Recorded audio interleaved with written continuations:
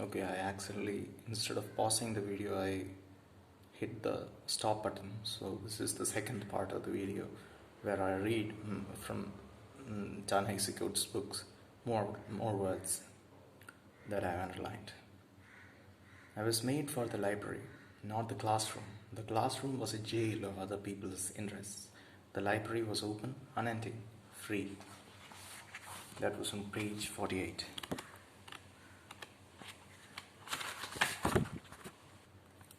This is from page 70. For this woman, enslavement is not a parable, it is damnation. It is the never ending night, and the length of that night is most of our history. Never forget that we were enslaved in this country longer than we have been free.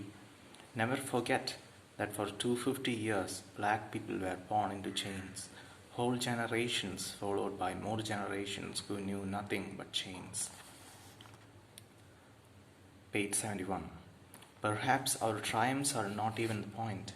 Perhaps struggle is all we have because the God of history is an atheist. And nothing about his world is meant to be. So you must wake up every morning knowing that no promise is unbreakable, least of all the promise of waking up at all. This is not despair. These are the preferences of the universe itself. Verbs over nouns, actions over states, struggle over hope. The birth of a better world is not ultimately up to you, though I know each day there are grown men and women who tell you otherwise. The world needs saving precisely because of the actions of these same men and women. I am not a cynic. I love you, and I love the world, and I love it more with every new inch I discover. But you are a black boy, and you must be responsible for your body in a way that other boys cannot know. Indeed, you must be responsible for the worst actions of other black bodies, which somehow will always be assigned to you. And you must be responsible for the bodies of the powerful. The policeman who cracks you with a nightstick will quickly find his excuse in your furtive moments, and this is not reducible to just you. The women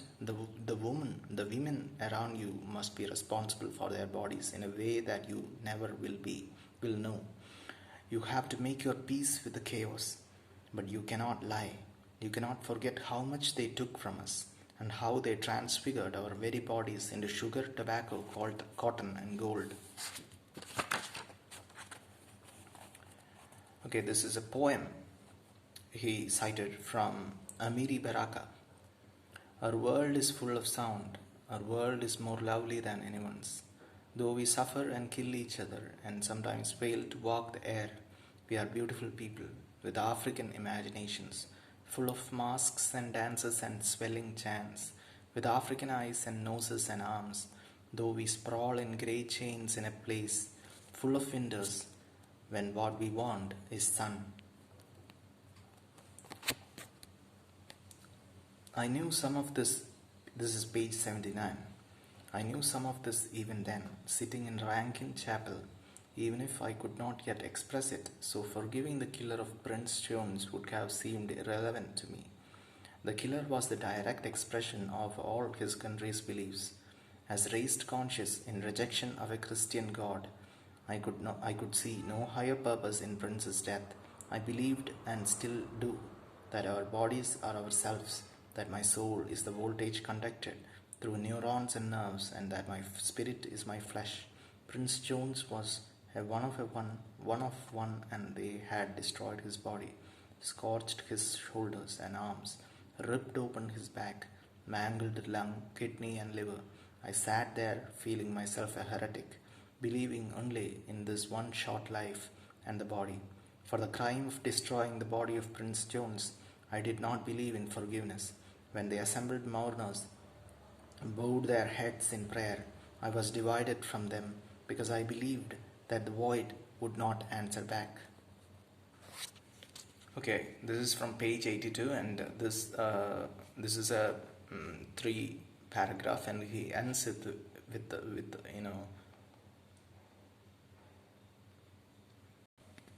how the invention of the internet was like the invention of space travel for him, this author. Okay, I'll read from that.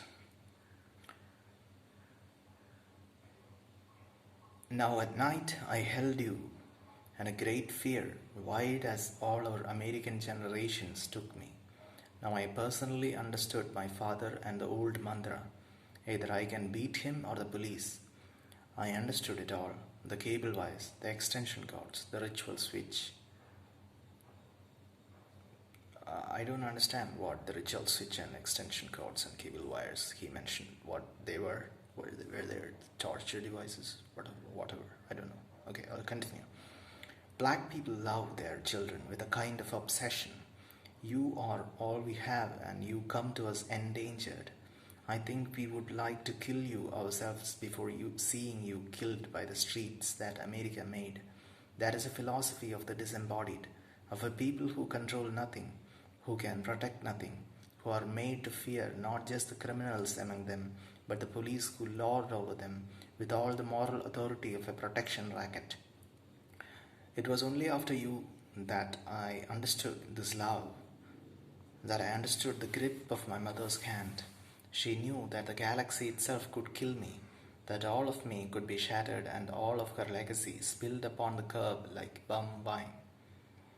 And no one would be brought to account for this destruction, because my death would not be the fault of any human, but the fault of some unfortunate but immutable fact of race, imposed upon an innocent country by the inscrutable judgment of invisible gods. The earthquake cannot be subpoenaed. The typhoon will not bend under indictment. They send the killer of Prince Jones back to his work because he was not a killer at all. He was a force of nature, the helpless agent of one of our world's physical laws. This entire episode took me from fear to a rage that burned in me then, animates me now, and will likely leave me on fire for the rest of my days. I still had my journalism. My response was, in this moment, to write. I was lucky I had even that. Most of us are forced to drink our travesty straight and smile about it. I wrote about the history of the Prince George's County Police. Nothing had ever felt so essential to me. Here is what I knew at the outset. The officer who killed Prince Jones was black. The politicians who empowered this officer to kill were black. Many of the black politicians, many of them twice as good, seemed unconcerned. How would this be?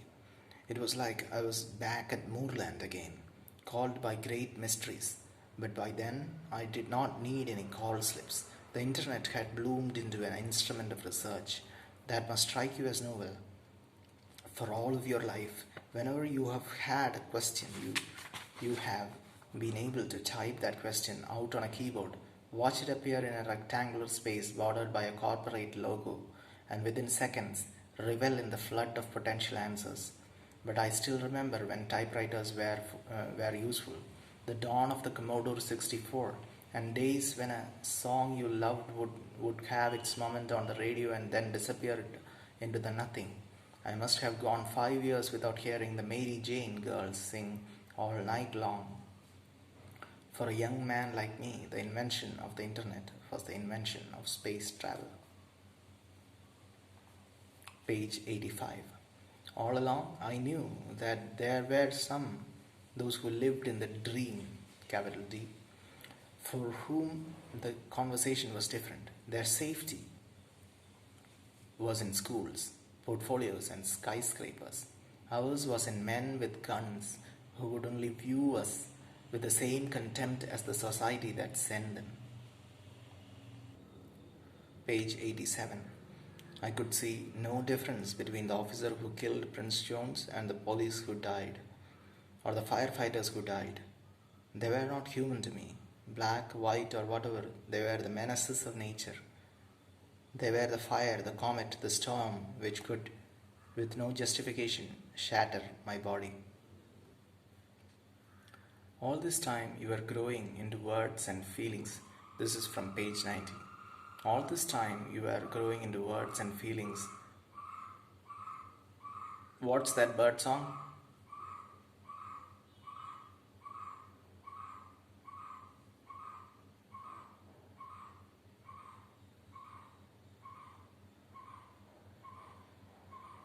I don't remember. Mina?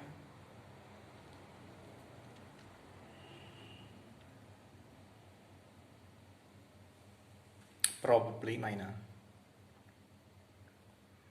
All this time you are growing into words and feelings, my beautiful brown boy, who would soon come into the knowledge, who would soon comprehend the edicts of his galaxy and all the extinction level events that regarded you with a singular and discriminating interest. You would be a man one day, and I could not save you from the unbridgeable distance between you and your future peers and colleagues, whom I try to convince you that everything I know, all the things I am sharing with you here, are an illusion or a fact of a distant past that need not be discussed, and I could not save you from the police, from their flashlights, their hands, their nightsticks, their guns. Prince Jones, murdered by the men who should have been his security guards, is always with me, and I knew that soon he would be with you. Page 91. One afternoon, your mother and I took you to visit a preschool. Our host took us down to a large gym filled with a bubbling ethnic stew of New York children.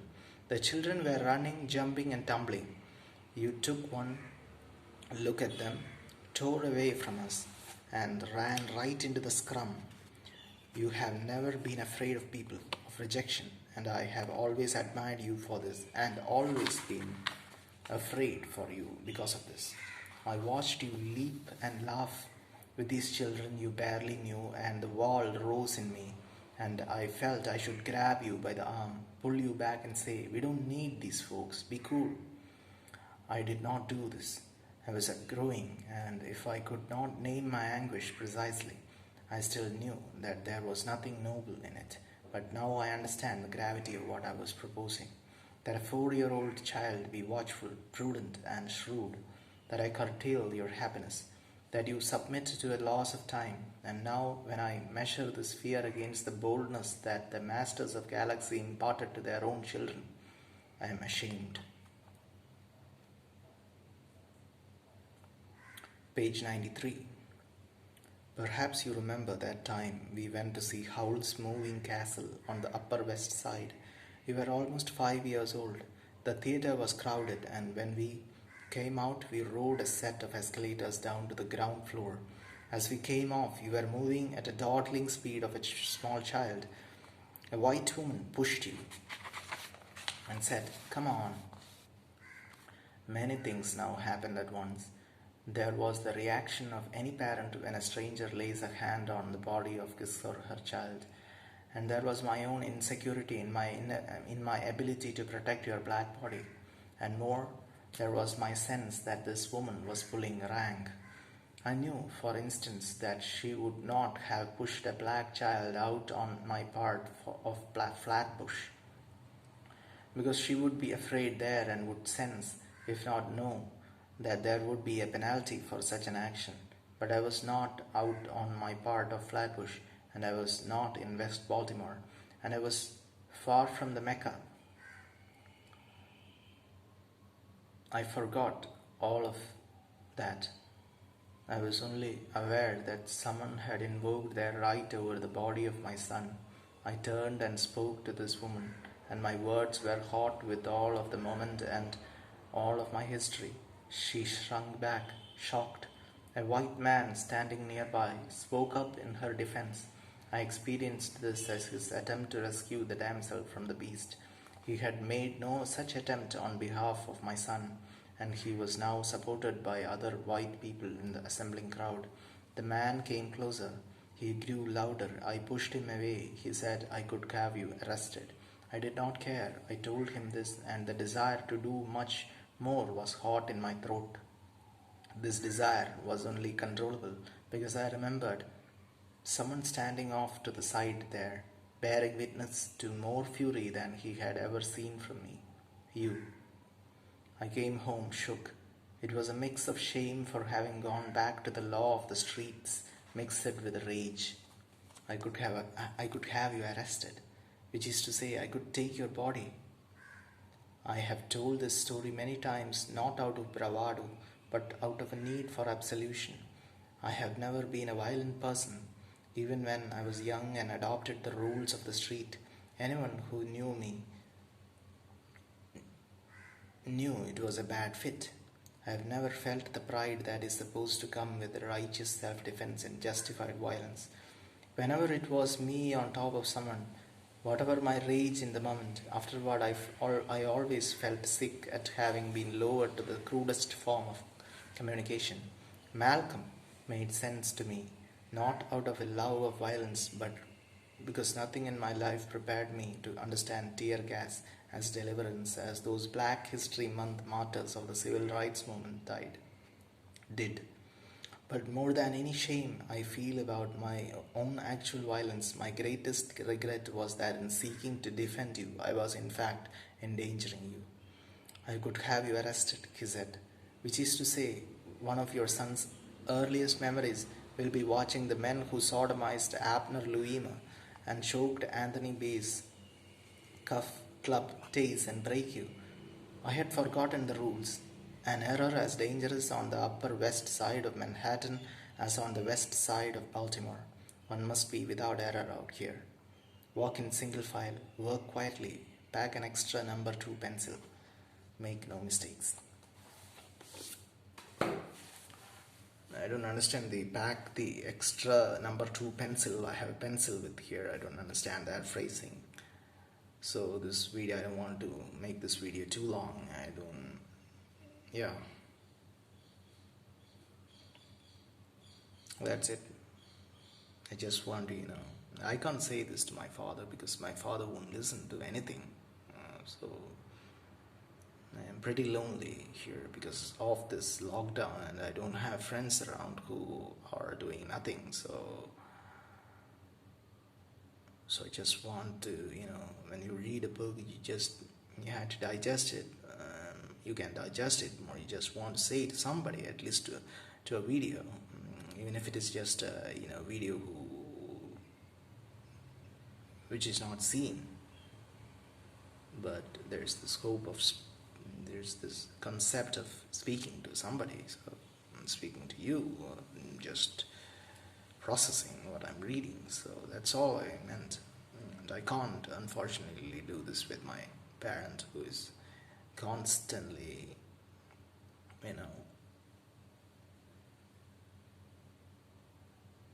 I just don't want to delve on my own troubles. When you read something like Ta-Nehisi Coates and his life, your own life gets into perspective how much lucky you are to be born as an upper caste family, of course, and to all this, privilege. Your own problems are not much, but the problem of tobacco, for me, that's a big problem. That's just a very big problem. Not a big problem like, being threatened physically due to racism. Not as big as that, but of course, it's a personal problem and something that I'm growing over.